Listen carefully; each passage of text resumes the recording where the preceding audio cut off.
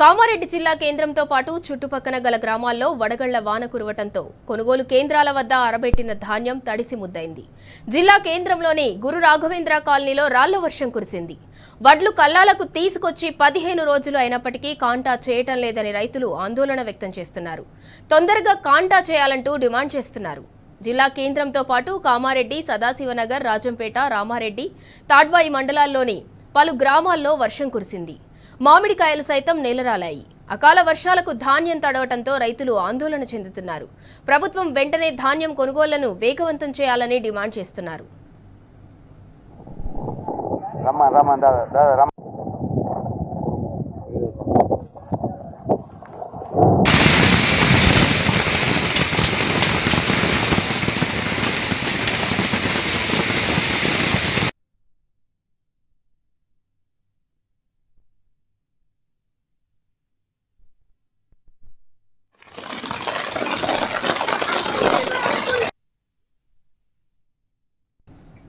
ఇక ఇదే అంశానికి సంబంధించి మరింత సమాచారం మా ప్రతినిధి రవీందర్ అందిస్తారు.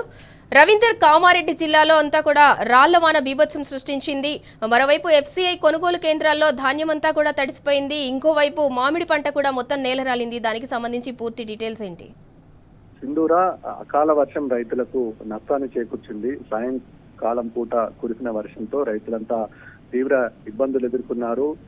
అటు మామిడి పంట, మామిడికాయలు నీలరాలిన సందర్భం స్పష్టంగా కనబడుతుంది. ఈ నేపథ్యంలో రాళ్లవాన దంచి కొట్టింది. ఈ నేపథ్యంలో మామిడి పిందెలతో పాటు కాయలు కూడా నీలమట్టం కావడం జరిగింది. అటువైపు ఎఫ్సీఐ కొనుగోలు కేంద్రాల వద్ద రైతులు ఆరబోసినటువంటి ధాన్యం తడిసి ముద్దయింది. ఈ నేపథ్యంలో ఒకేసారి వర్షము, వడగళ్ల వానతో పాటు రాళ్లు విజృంభించడంతో రైతులంతా తీవ్ర ఇబ్బందులు ఎదుర్కొన్నారు. ఒకేసారి వర్షము, రాళ్లు తోడు కావడంతో దిక్కుతోచని స్థితిలో ఎండబోసిన ఏవైతే అడ్లున్నాయో అవి తడిసిపోయాయి. ఈ నేపథ్యంలో వెబ్సైట్ కొనుగోలు కేంద్రాల వద్ద పగలంతా ఎండ ఉంది. ఈ నేపథ్యంలో ఎండకు ఎండబెడుతున్నటువంటి వడ్లకు ఈ వర్షము, రాళ్లు ఒకేసారి రావడంతో ఇబ్బందులు ఎదుర్కొన్నారు. ఈ నేపథ్యంలో గాంధారి మండల కేంద్రంతో పాటు సదాశివనగర్ మండలం, రామారెడ్డి మండలం, కామారెడ్డి, అదేవిధంగా కామారెడ్డి జిల్లా కేంద్రానికి ఉన్నటువంటి పరిసర ప్రాంతాల్లో కూడా విపరీతమైన వర్షం కురిసింది. ఈ నేపథ్యంలో వర్షము, రాళ్లు కురవడంతో అటు సాధారణమైన ప్రజలు జనజీవనం పూర్తిగా స్తంభించింది 2 గంటల పాటు. ఈ నేపథ్యంలో అటు పొలాల కాడ, కళ్ళల కాడ ఉన్నటువంటి రైతులు తీవ్ర ఇబ్బందులు ఎదుర్కొన్నారు. వర్షము భారీగా విజృంభించడంతో పిడుగులు పడ్డట్టుగా సమాచారం అందుతుంది.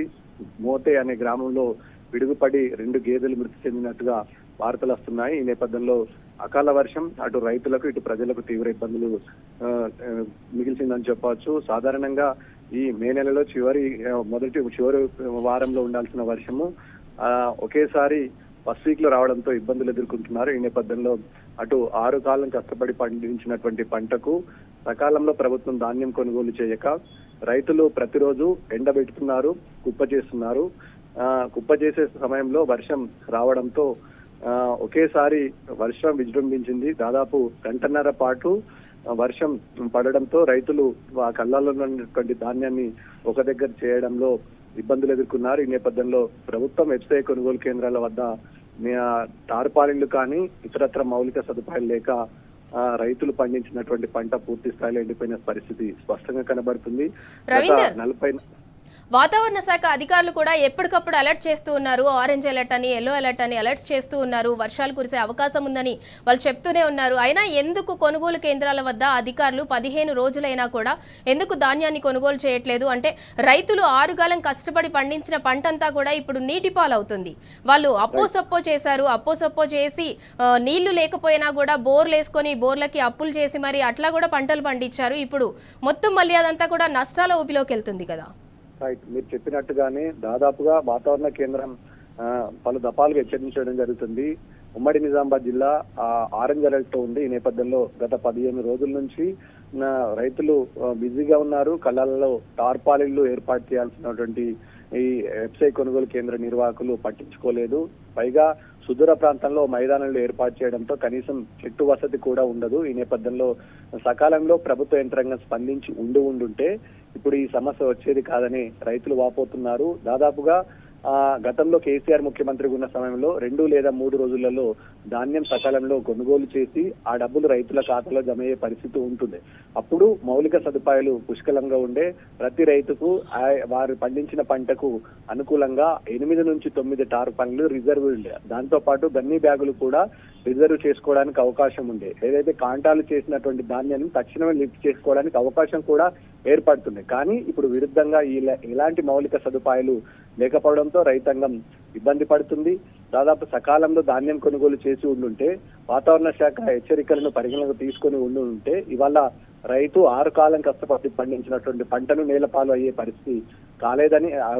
పరిస్థితి ఉండేది కాదని రైతులు వాపోతున్నారు. ప్రభుత్వం రంగు మారుతుంది. ఖచ్చితంగా రంగు మారినటువంటి ధాన్యాన్ని ప్రభుత్వ యంత్రాంగం కొనుగోలు చేయాల్సి ఉంటుంది. ఎఫ్సీఐ నిర్వాహకులు కూడా ఆ ధాన్యానికి బాధ్యతగా తీసుకొని తక్షణమే ఎవరైతే రైతులు నష్టపోతున్నారో, ఎవరైతే కొనుగోలు కేంద్రంలో రంగు మారే అవకాశం ఉంటుందో, ఇవాళ వర్షానికి పడి నష్టం వాటిని తక్షణమే రేపే కాంటాలు చేయాలని రైతులు డిమాండ్ చేస్తున్నారు. ఈ నేపథ్యంలో సదాశివ నగర్ తో పాటు పక్కనున్నటువంటి గ్రామాలు రామారెడ్డి, సదాశివ నగర్ తో పాటు ఇటు ఇసోజు వార్డులో కూడా అధిక మొత్తంలో వర్షం పడి నష్టం వాటిన సందర్భం స్పష్టంగా కనబడుతుంది. ఎఫ్సీఐ కొనుగోలు నిర్వాహకులు కూడా ఆ అంశం పైన, అదేవిధంగా ప్రభుత్వ యంత్రాంగం కూడా తక్షణమే స్పందించాలి. జిల్లా కలెక్టర్ తో పాటు సంబంధిత వ్యవసాయ శాఖ మంత్రి జోక్యం చేసుకుని వెంటనే ధాన్యం కొనుగోలు ప్రారంభించాలని డిమాండ్ చేస్తున్నారు.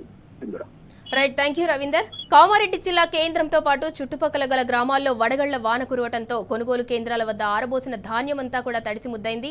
మరోవైపు మామిడి పంట కూడా మొత్తం నేలరాలింది. దీంతో అన్నదాతలైతే లబోదిబోమంటున్నారు.